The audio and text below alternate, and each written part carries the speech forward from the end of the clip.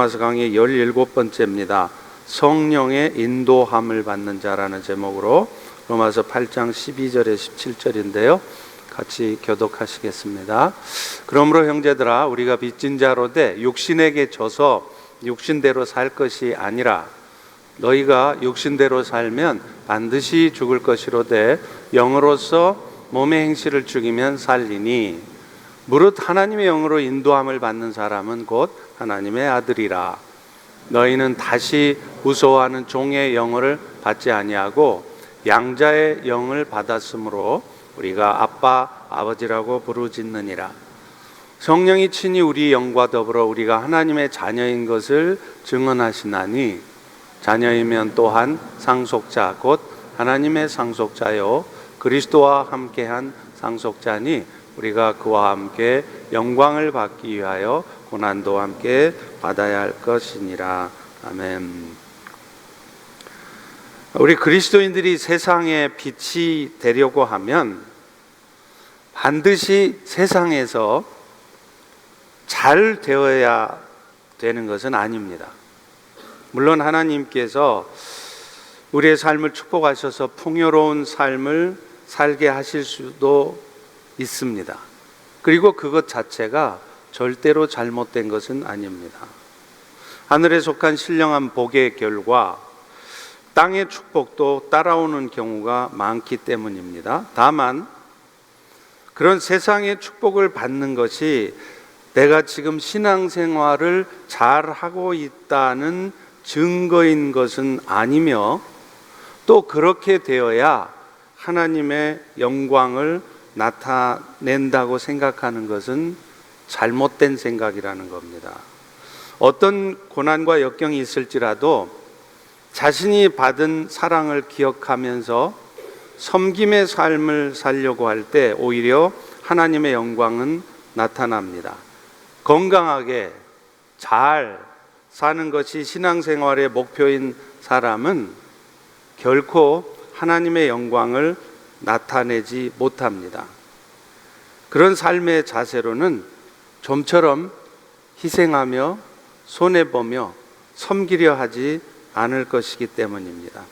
사실 오늘날 성령께서 우리 모두 안에 계시는 이유도 그렇게 우리의 삶이 어떤 상황에서도 세상에 긍정적인 빛된 삶을 살아갈 수 있도록 도우시기 위해서입니다.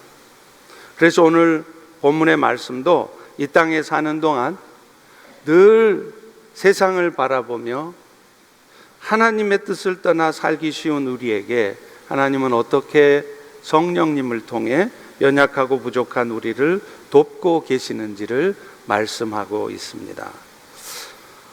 지난주에 우리는 모든 그리스도인들 안에는 성령이 있다는 것을 살펴보았습니다. 그래서 우리 그리스도인들을 귀신 들린 자가 아니라 성신 들린 자다라고 표현했습니다. 오늘은 두 번째로 우리 모든 그리스도인들은 성령의 인도하심을 받는다는 겁니다. 성령께서는 우리 안에 계시면서 가만히 계시지 않아요. 날마다 일마다 우리의 삶을 인도해 가십니다. 오늘 본문 14절도 그것을 분명하게 말씀하죠. 14절을 같이 한번 읽겠습니다. 시작. 무릇 하나님의 영으로 인도함을 받는 그들은 곧 하나님의 아들이라. 이 말을 거꾸로 말하면 하나님의 아들이라면 하나님의 영으로 인도함을 받게 되어 있다, 이 말이죠. 천성을 향해 가는 우리 인생길이 주님을 떠나서 마음대로 사는 인생 안 되도록 주의 뜻 안에서 복된 인생이 되도록 성령께서는 끊임없이 우리의 삶을 인도해 가신다는 말이에요. 그런데 우리는 종종 이런 기도를 합니다. 하나님, 내 길을 인도해 주세요. 또 그런 찬양도 있잖아요. 주여 주여 나를 인도하소서.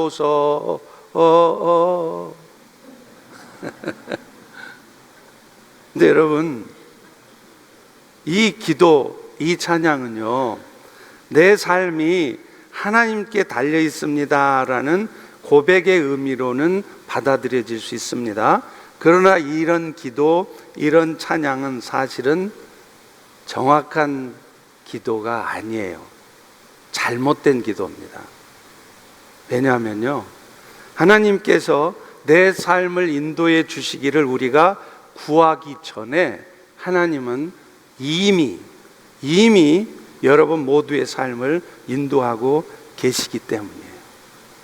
하나님은 이미 인도하고 계시는데 그런 하나님한테 자꾸 찾아가서 인도해 주세요, 인도해 주세요 그러면 하나님 입장에서 얼마나 어처구니 없겠습니까?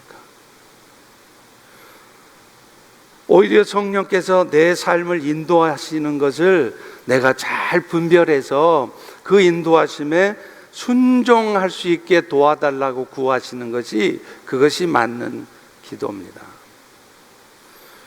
우리 모두는 다 타락한 본성을 갖고 있어요. 따라서요, 혼자 내버려 두잖아요.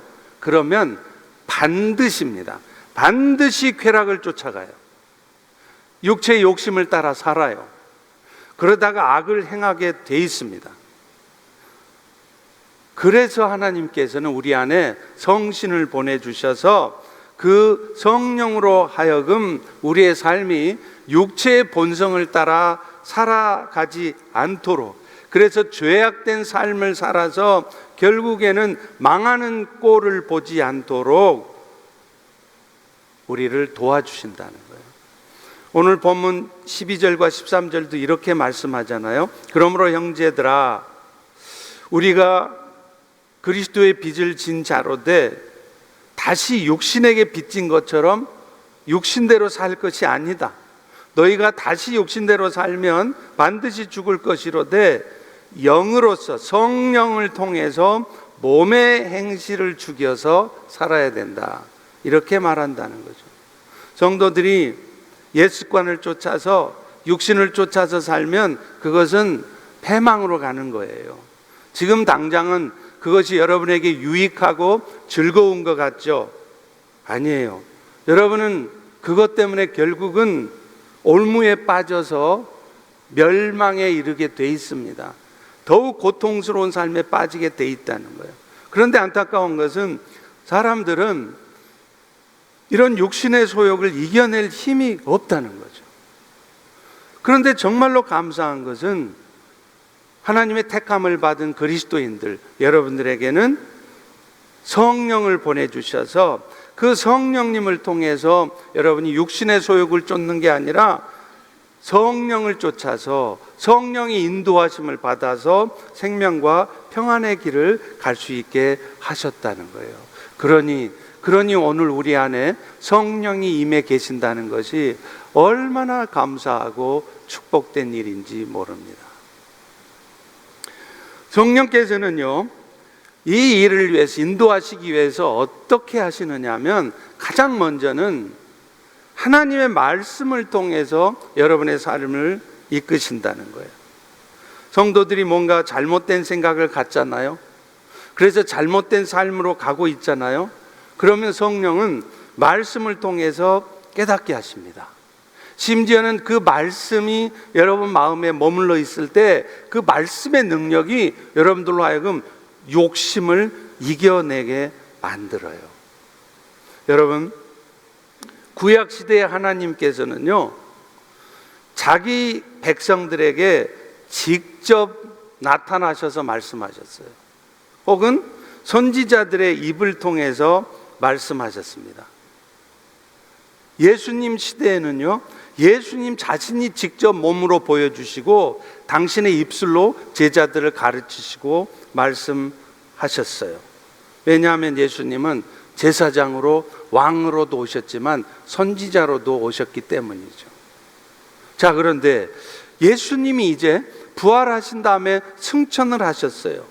그러면 그 이후에는 도대체 어떻게 하나님의 말씀이 우리에게 전달됩니까? 그 일을 하나님은 성령을 통해서 하신다는 거예요. 그래서 요한복음 16장 13절에도 보면 그러나 내 대신 진리이신 성령이 오면 그가 너희를 모든 진리 가운데로 이끌어 갈 것이다. 이렇게 말씀을 해요. 그리고 그 성령께서는 여러분들을 그 진리 가운데로 이끌어 가시되 가장 직접적으로는 하나님의 말씀을 통해서 하신다는 거예요. 자, 여러분 졸지 마시고 저를 한번 쳐다보세요. 보시고 이게 무슨 뜻이에요? 이게 무슨 뜻입니까 지금 이게? 보세요 지금. 여러분 이걸 보면서 이런 말을 할 거예요. 오라는 거야, 가라는 거야. 그러면서 무슨 말을 할까요? 말을 해야 알아듣지. 그죠? 말씀을 안 듣고서 어떻게 하나님의 뜻을 아냐 이 말이에요. 눈칫밥으로 때려잡다가는 아하 지금 가라는 거구나. 근데 사실은 오라는 거였거든요. 그래서 말씀을 들어야 된다는 거예요. 헤르만 바빙크는 이런 말을 했습니다. 성령은 인격 없는 능력이 아니며 늘 말씀을 통해서 역사하신다. 성령께서는 헤아릴 수 없는 하나님의 기쁘신 뜻대로 우리가 살아갈 수 있도록 인도하시는데 뭘 통해서 인도하시냐면 하나님의 말씀으로 역사해서 우리로 하여금 혹은 회개하게 하기도 하고 혹은 무너져 있지 않고 일어서게도 하신다는 것입니다. 사랑하는 성도 여러분, 여러분의 삶을 향한 하나님의 계획은요, 여러분의 이성적 판단으로는 절대로 알 수 없습니다. 하나님의 깊은 속을 여러분이 무슨 수로 압니까? 그런데 그 하나님의 깊은 속을 정확하게 꿰뚫고 알고 계시는 분이 계세요.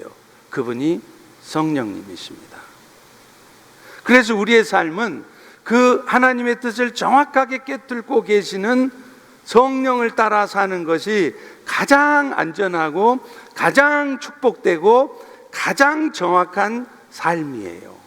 그렇다면 그 성령을 따라 산다는 것은 곧 무엇이겠습니까? 하나님의 말씀을 따라 산다는 거예요. 왜냐하면 성령은 하나님의 말씀을 통해서 우리 모두에게 말씀하시기 때문입니다. 하나님은 언제나 자신의 그 전지전능하신 능력을 가지고 역사하시되 말씀과 함께 역사하세요. 그리고 그 하나님의 말씀은 성령과 분리되어 있지 않습니다. 사실 성경이라고 하는 것 자체도 성령의 영감으로 기록되었잖아요. 그리고 하나님은 그 성령으로 말미암아 하나님의 전지하신 능력이 나타나게 하시되 무엇을 통해서 하시느냐 하면 말씀을 통해서 그 일을 하신다는 거예요. 그렇기 때문에 여러분은 하나님의 음성을 듣고 싶으시면 한국까지 가서 하늘산 기도원을 가실 것이 아니라 여러분의 방에서 하나님의 말씀을 보시면 하나님의 음성이 들려요. 히브리서 4장 12절 13절은 성령을 통한 그 말씀의 능력을 이렇게 말해요. 하나님의 말씀은 살아있고 활력이 있다는 거예요.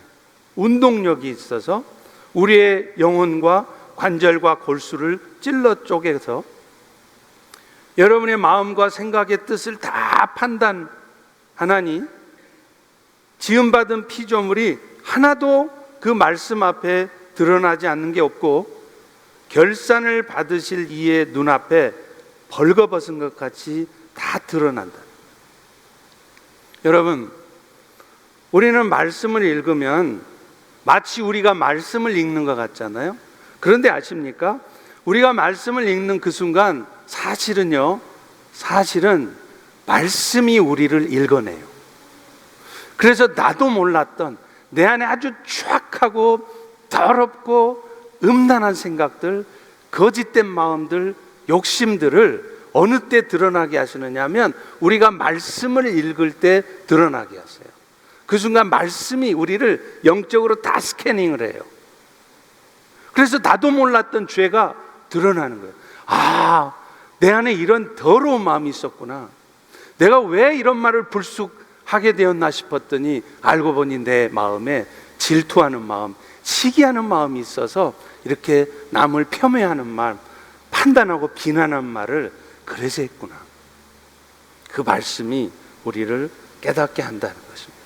그리고 무엇보다도 성령의 역사로 말미암아 그 말씀이 우리로 하여금 육체의 욕심을 이겨내게 해요. 우리의 마음속에 숨겨져 있었던, 아닌 척하고 사람들 앞에는 아무런 문제 없는 처럼 여러분이 아무리 위장을 해도 말씀이 여러분을 읽어내면 여러분 안에 있는 더러운 육체의 욕심들이 다 표면 위로 드러나요.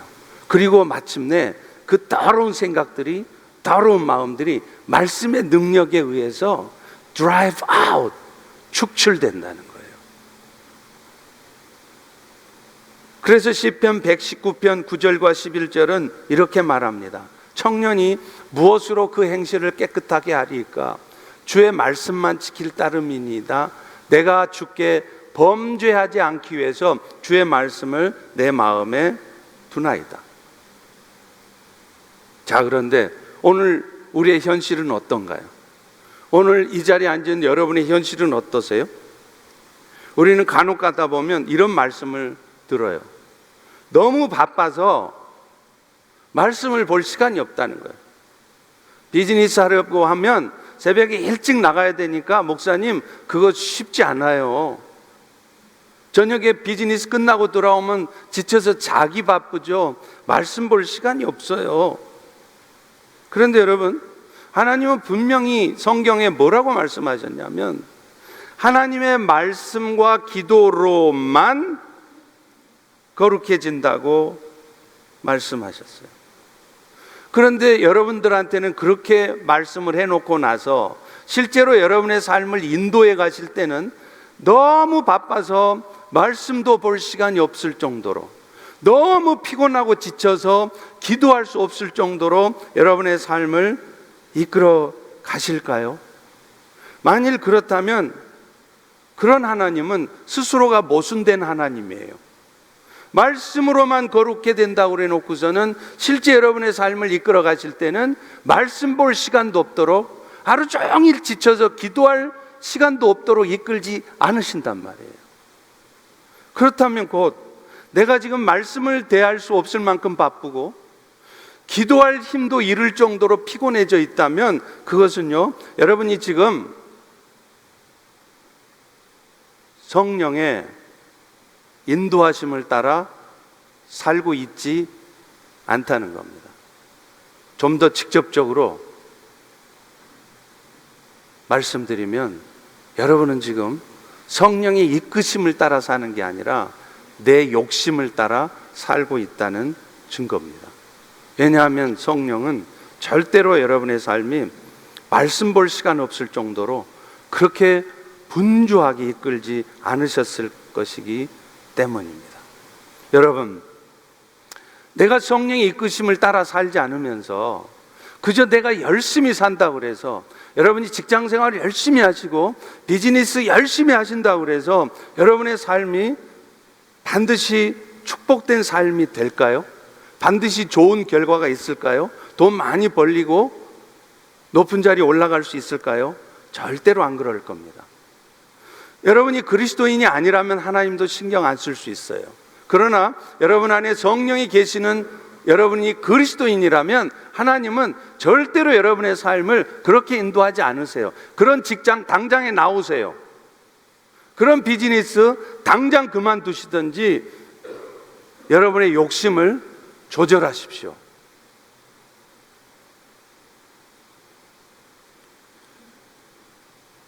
성령은 오직 하나님의 말씀을 통해서만 우리가 욕심을 쫓아 살지 않고 성령의 인도하심을 쫓아 살아갈 수 있게 하시기 때문인 것입니다. 그런 의미에서 저는 우리 펠로십의 모든 성도들이 다시 하나님의 말씀을 가까이 하도록 내년부터는요, 맥체인 성경 읽기 캠페인을 하려고 해요. 그리고 읽고 묵상한 본문들 중에 최소한 일주일에 2번 혹은 3번 이상씩 경건일기를 쓰게 하려고 합니다. 제가 알기로 이미 그렇게 하시는 분들이 계신 것으로 알고 있습니다. 그러나 우리 모든 성도들이 자신의 삶 속에서 그 성령의 인도하심을 정확하게 어렴풋이 자기 짐작으로 이렇게 하는 게 하나님 뜻이겠지? 그러면서 갔는데 알고 보니까 성령님은 오라고 한 것이었다는 그런 실수를 범하지 않는 거예요. 정확하게 내 심령에, 내 귀에 들리는 하나님의 말씀으로 내 삶을 이끌림 받도록 하기 위해서입니다. 그리고 그렇게 잘 따라서 성경을 읽으신 분들에게는, 경건일기를 잘 쓰신 분들에게는요, 제가 연말에 시상도 하려고 해요. 우리 장로님들과 그 얘기를 했어요. 그래서 다 동의를 해 주셨습니다. 그래서 우리 모든 성도들이 하루도 빠짐없이 성경을 다 읽어서 맥체인 따라서 1년에 한 번씩 성경을 다 읽어서 그분들에게 선물을 주느라고 저희 교회 재정이 바닥이 나도 괜찮습니다. 물론 성경을 하루도 빠짐없이 읽는다는 것 자체가 이미 상을 받은 것이죠. 그것보다 더 큰 상이 어디 있어요. 그러나 동기부여가 되도록 그렇게 연말에 성경을 잘 읽고 경건일기 잘 쓰신 분들에게 시상도 하려고 해요. 그리고 여러분, 지난주에도 제가 말씀 중에 나누어 드렸지만 자식들한테 집 물려주려고 그러지 마시고 자식들한테 경건일기 쓰신 거 물려주세요. 여러분이 평생 경건일기 쓴 거를 자식들이 읽다 보면 그들의 인생이 위기에 닥쳤을 때 엄마가 이런 어려움이 있을 때 이렇게 했구나, 말씀을 통해서 그걸 깨닫고 인도함 받았구나, 그거요 집 사주는 것보다 훨씬 더 축복된 일이고 의미 있는 일입니다. 그렇게 하시렵니까? 아멘. 두 번째는요, 성령의 인도하심은 하나님의 사랑을 확신하는 가운데, 평강 가운데 우리를 살아가게 하신다는 거예요. 오늘날 우리 그리스도인의 삶 보면 너무 안타까워요. 너무 성도들이 불안해해요. 평강이 없어요. 늘 걱정거리, 늘 앞일에 대해서 두려워하며 산다는 거예요. 그리스도인의 삶은 그게 아닙니다. 오늘 또 성령이 여러분에게 있는 이유는 그렇게 걱정하고 두려워하면서 살지 말라고 계신 거예요. 우리는 종의 영을 받은 자들이 아니라 양자의 영을 받은 자입니다. 오늘 본문 15절을 같이 읽을까요? 시작. 너희는 다시 무서워하는 종의 영을 받지 않고 양자의 영을 받았으므로 우리가 아빠 아버지라고 부르짖느니라. 여러분, 종이라는 것은 항상 주인의 눈치를 봐요. 왜요? 주인한테 잘못 보이면 큰일 나죠. 쫓겨나니까. 그래서 종은 항상 주인을 두려워합니다. 혹시라도 내가 일 잘못하면 나더러 그만두라고 할까 봐. 그게 종의 모습이죠. 그런데요, 주인의 아들은 달라요. 비록 양자일전역 지언정 아들은 아들이잖아요. 그 아들은 혹시 내가 실수하면 어떻게 하나 하고 두려워하지 않습니다. 혹시 실제로 실수했을지라도 그것 때문에 쫓겨나지 않아요. 이유가 뭐죠? 주인이 자기 아빠이기 때문에 그렇죠. 우리 하나님이 우리에게는 그런 아빠 하나님이라는 거예요. 그냥 아버지 하나님도 아니고 아빠 아버지라는 거예요. 여러분, 요즘이야 대부분 우리 자녀들이 아버지를 아빠라고 부르잖아요. 그래서 저는 놀랍게 70세 먹은 할머니가 자기 아버지, 돌아가신 아버지도록 우리 아빠가 하면서 얘기하는 얘기를 듣고 제가 소름이 돋았습니다. 제 때만 해도 아버지를 아빠라고 부르는 사람은 거의 없었어요. 다 아버지라고 불렀거든요, 저도. 근데 여러분, 제 친한 친구 중에 자기 아버지를 아버지라고 안 부르고 아빠라고 부른 친구가 있었어요. 저는 그 친구를 보면서 참 이상하다라는 생각을 넘어서서 솔직히 부러웠습니다. 쟤는 어떻게 지 아버지더러 아빠라 그러지?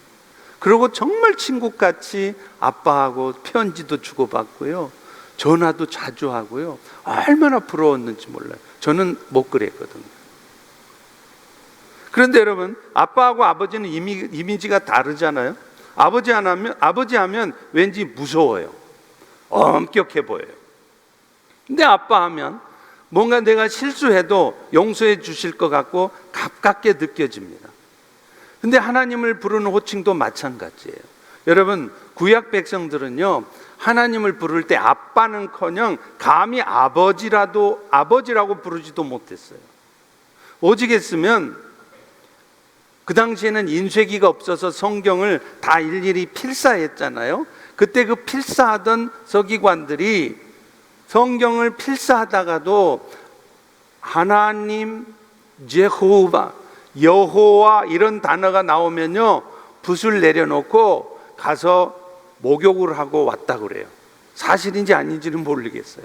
그만큼 하나님은 그저 경외스러운 하나님, 두려움의 하나님이셨어요. 그러니 그런 하나님을 아버지라고도 부르지도 못합니다.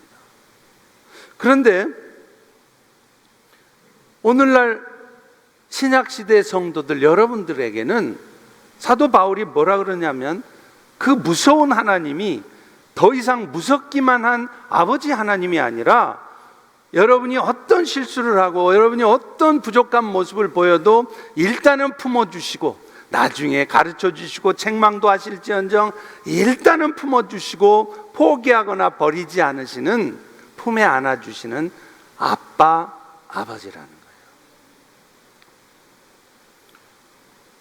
오늘날 성도들이 하나님 아버지를 아빠라고 부를 수 있다는 것은 그만큼 신앙생활을 할 때 늘 하나님을 두려워만 하면서 조바심 내면서 어쩔 줄 몰라 하면서 그렇게 신앙생활을 하지 않아도 된다는 것을 의미해요. 그렇다고 해서 내 마음대로 방종하면서 죄나 짓고 살 수는 없겠죠. 성령님이 결코 가만 놔두지 않습니다. 나중에 따끔하게 혼내시거든요. 그러나 적어도 여러분이 신앙생활할 때는 자꾸 실수하고 잘못할 것을 겁내하면서 그렇게 두려워만 하면서 신앙생활하지 마시라는 거예요.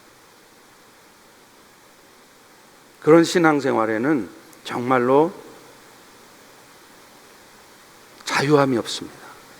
디모데후서 1장 7절에 보면 이런 말씀이 있어요. 하나님이 우리에게 주신 것은 두려워하는 마음이 아니요 오직 능력과 사랑과 절제하는 마음이다, 이렇게 말했거든요. 하나님이 여러분들에게 주신 마음은 두려워하는 마음이 아니에요. 두려워하지 마시고 쫓겨날까 겁내지 마시고 염려하지 마시고 대신에 사랑의 마음을, 성령의 도우심을 통해서 능력 있는 삶을, 그리고 성령의 도우심을 통해서 절제하는 삶을 살라는 것입니다. 성령은 그래서 보내진 거예요. 성령께서 여러분 안에 있어서 여러분들 하여금 맨날 두려워하면서 내가 이거 큰일 났다, 이게 이렇게 사는 게 아니라, 오히려 내가 좀 연약하고 부족한 모습이 있지만 그래도 하나님은 나를 절대 내치지 않으시고 끝까지 품에 안으시는 하나님이시지, 그 하나님의 사랑이 나를 붙들고 있으니 오늘 나도 다른 지체를 하나님이 나를 사랑한 것처럼 사랑해 줘야 되겠다. 그리고 그 하나님의 사랑의 은혜를 헛되지 않도록 내가 절제하며 살아야 되겠다, 죄범하며 살지 않아야 되겠다, 그렇게 살라는 것입니다. 아이들 중에는요, 왠지 모르게 자신감이 넘치는 아이들이 있어요. 어떤 아이들이 그런 줄 아세요? 가정에서요, 항상 부모님들의 사랑과 지지를 받는 아이들이 그렇습니다. 반대로요, 나름대로는 뛰어난 재능도 갖고 있고 아주 똑똑한데 위축되어 있는 아이들이 있어요. 그런 아이들은 아무리 뛰어난 재능을 가졌어도 그것에 대해서 가정에서부터 인정받지 못하고 격려받지 못해서 매사에 자신이 없는 거예요. 여러분, 반에서 5등만 해도 공부 잘한 거잖아요. 근데 우리 아빠 엄마는 5등한 자식을 잘했다고 칭찬해 주는 게 아니라 이놈 자식아 너는 5등밖에 못하냐? 그러면 50등 하는 여러분은 어떻게 되는 겁니까? 맨날 야단만 쳐. 제가 한국에서 그 고등부 전도사를 할 때 정말 가슴 아픈 경험을 했어요. 어떤 아이가 있는데 제가 무슨 어떤 동작을 하다가 갑자기 이런 동작을 했어요. 그 아이 앞에서 이렇게. 그랬더니 그 아이가요 갑자기 저를 보더니 딱 이러는 거예요. 집에서 얼마나 맞고 컸으면 손을 딱 올리니까 그게 전도사님이 나 때리는 줄 알고 딱 이러는 거예요. 이게 얼마나 안타까운 모습입니까? 우리 하나님은 그런 하나님 아니세요. 여러분이 조금만 잘못돼도 그냥 회초리치고 너 지옥 가! 그러신 하나님이 아니란 말이에요. 늘 여러분의 연약함을 기다려주시고 여러분을 품어주시고, 그래서 그 사랑이 여러분들로 하여금 죄에서 벗어나서 은혜의 자리로 가도록 이끄시는 하나님이세요. 하나님의 사랑을 확신한다면 우리는 절대로 두려워할 이유가 없습니다. 나의 현재의 모습을 보면 염려스럽지만 여전히 우리를 아들로 생각하시며 나를 내쫓지 않으시고 우리의 삶을 이끌어 가시는 성령이 계시다는 걸 생각하면 두려운 마음은 사라지게 돼 있어요. 왠지 모르게 자신감이 생기게 돼 있습니다. 칼 바르트라는 유명한 신학자가 그가 교의학 12권을 다 마쳤을 때 독일의 한 기자가 물었죠. 12권의 교의학을 한마디로 요약하면 뭐라고 합니까? 그러자 바르트는 주저하지 않고 대답했다고 하지 않습니까? 하나님은 당신을 사랑하십니다 입니다. 신학도 성경도 결국은 하나님은 부족하고 연약한 여러분을 사랑하신다는 거예요. 지금 그 사랑의 하나님은 다른 곳에 계신 것이 아니라 여러분 안에 계세요. 여러분이 아무리 연약하고 실수할지라도 그런 여러분을 마다하지 않으시고 결국은 좋은 일로만 인도해 가시는 그런 분이시다는 겁니다. 그분은요, 여러분이 잘하고 있으면 사랑해주고 잘못하고 있으면 사랑해주지 않는 분이 아니에요. 여러분이 잘하고 있던 못하고 있던 끊임없이 끝까지 책임져 주시는 분이십니다. 다만 사랑하는 방법이 달라질 뿐이에요. 때로는 당근으로 여러분을 이끄시기도 하지만 때로는 아픈 채찍을 맞게 하실 때도 있어요. 왜냐하면 사랑하시기 때문에. 그래서 여러분이 그 잘못된 삶에서 돌이켜지게 하시기 때문입니다. 그렇다면 여러분이 지금 처해 있는 현실도 내가 잘못한 것이든 내가 잘못하지 않았는데도 발생한 것이든 상관없이 그 결론이 성령께서 이끄시는 가운데 있는 것이라고 생각한다면 여러분은 더 이상 그것을 염려하거나 두려워하거나 불평할 이유가 없어요. 진정한 믿음은요, 불가능해 보이는 일을 막 가능케 만들어내는 것이 그게 진짜 믿음이 아니라 하나님은 나에게 항상 최선의 것으로만 이끄시는 하나님임을 신뢰하기에 어떤 상황에서도 그저 염려하면서 앞일을 두려워하면서 원망하고 불평하면서 살아가는 게 아니라 오히려 감사하면서 찬양의 제사를 드리는 것, 이것이 진짜 믿음이에요. 그 믿음이 있을 때 여러분은 진정한 평안을 누리는 것입니다. 베드로전서 5장 7절에 분명히 말합니다. 너희 염려를 다 주께 맡기라. Why? 이는 그가 너희를 돌보심이라. 아멘. 조국 대한민국이 혼란스러운 상황 가운데 있습니다. 그러나 여러분 눈앞에 이 혼란스러운 상황만 보지 마시고, 그래서 진보네 보수네 하면서 서로 argue하고 서로 다투지 마시고 결론을 붙드세요. 지금 이 모든 상황은 결국에는 조국 대한민국을 향한 하나님의 선한 뜻이 이루어지고야 말 것입니다. 하나님은 결코 대한민국을 포기하지 않으세요.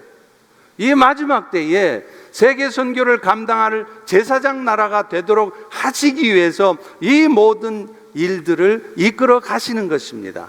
그러니 지금 보여지는 상황이 여러분의 계획대로 생각대로 되었던지 되지 아니하였던지 이런 상황을 두고 염려하고 두려워하고 불평하는 것이 아니라 하나님께서 일하실 것을 믿고 그분 하나님께 맡기며 기도하셔야 돼요. 그 일이 대한민국 현실 앞에서 우리가 해야 할 일인 것입니다. 그리고 그런 믿음으로 살아갈 때 여러분은 항상 기뻐하며 감사하며 평강의 삶을 살게 될 것입니다. 아멘. 마지막으로 성령께서는요, 고난 가운데서도 우리의 삶을 영광의 길로 인도하신다는 거예요. 여러분, 성령님은 우리의 삶을 인도하시되 항상 순조롭고 형통한 길로만 인도하지는 않으세요. 때로는 적지 않은 고난을 감수해야 될 때도 있습니다. 사실 예수 믿으면 모든 문제가 해결되고 여러분 인생에 아무런 문제가 없게 될 거라는 말은 완전 새빨간 거짓말입니다. 왜냐하면 예수님의 영광을 얻기 위하여 고난도 우리에게 주어진다고 성경은 분명히 말하고 있기 때문입니다. 오늘 본문 17절을 다시 한번 보십시오. 자녀이면 하나님의 후사요 그리스도와 함께한 후사니 우리가 그리스도와 함께 영광을 받기 위해 고난도 함께 받아야 할지니라. 받을 수 있다, 받을지도 모른다가 아니라 그리스도와 함께 영광을 받으려면 여러분의 삶의 과정에 정말 뜻하지 않는, 정말 절망할 수밖에 없는, 정말 속상하고 심지어는 하나님을 원망할 수밖에 없는 그런 고난의 순간들을 반드시 겪는다는 거예요. 모세의 영도 아래 애굽에 종살이 하던 데서 빠져나왔던 이스라엘 백성들의 모습을 보십시오. 그들은 분명히 하나님의 인도하심을 받았어요. 낮에는 구름 기둥, 밤에는 불 기둥으로 인도함을 받았는데 그 인도함 끝에 가보니까 뭐가 나옵니까? 애굽의 군대가 쫓아오고 앞에는 홍해 바다가 가로막고 있어요. 왜 하나님은 우리를 가나안으로 빨리 가는 길로 가게 하지 않고 이렇게 돌려가게 하시더니 결국은 이런 상황을 왜 맞게 하셨지? 출애굽기 13장 17절 18절에 보면 이렇게 말합니다. 바로가 백성을 보낸 후에 블레셋 사람의 땅의 길은 가까울지라도 3 or 4 days 3, 4일이면 가는 길을 놔두고 뺑 돌아가는 길을 갔다는 거예요. 그런데 가보니까 뭐가 있느냐면 홍해가 딱 있어요.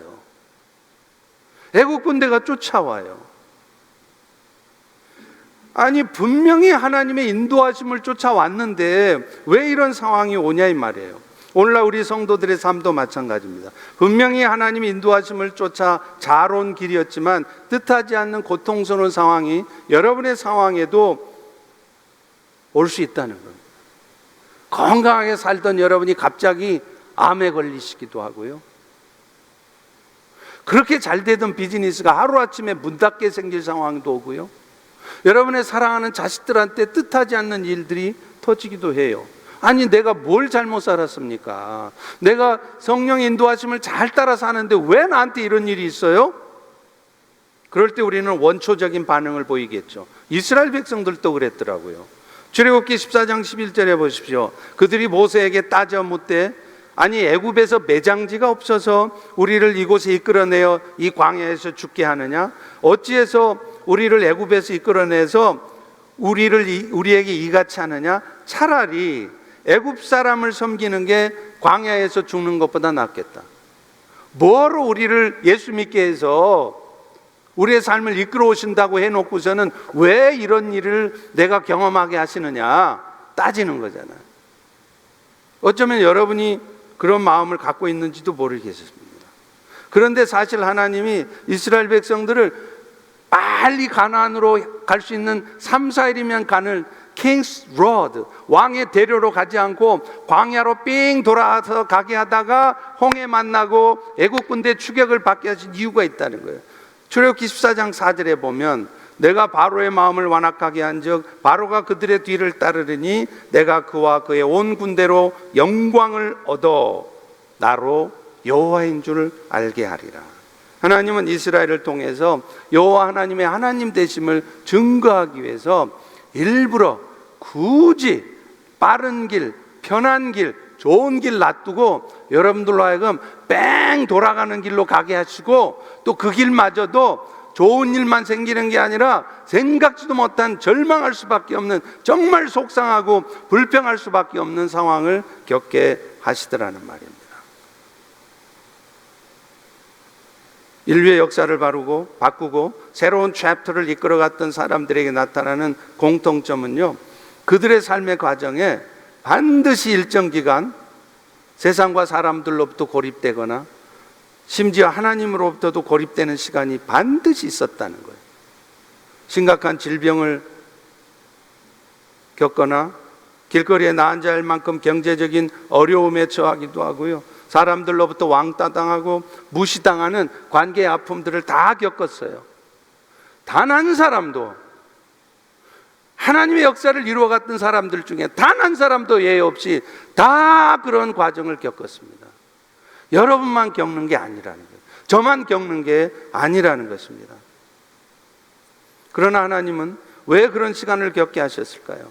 그저 머리로만 하나님을 이해하는 것이 아니라 삶의 깊은 고뇌 속에서 경험적으로 하나님을 알게 하시려는 거예요. 그래서 그런 경험들을 갖게 된 사람들은 이 땅의 삶을 더 이상 그저 세상 즐기면서 세상살이로 살게 되지 않습니다.